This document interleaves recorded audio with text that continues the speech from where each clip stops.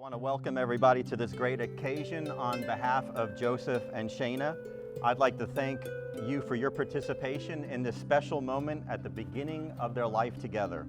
So many have looked forward to this day, and it's finally here.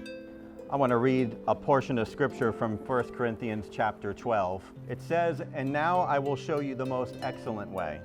If I speak in tongues of men and of angels, but have not love, I am only a resounding gong or clanging cymbal. If I have the gift of prophecy and can fathom all mysteries and all knowledge, and if I have a faith that can move mountains but have not love, I am nothing. If I give all I possess to the poor and surrender my body to the flames but have not love, I gain nothing. Love is patient, love is kind, it does not envy, it does not boast.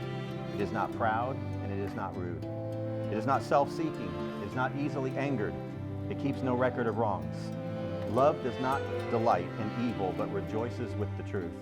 It always protects, always trusts, always hopes, and always perseveres. Love never fails. And now these three remain, faith, hope, and love. But the greatest of these is love." As we live in a world that often mocks the fidelity of marriage, may they find love only in each other's arms. Amen. Joseph, you may now kiss your bride.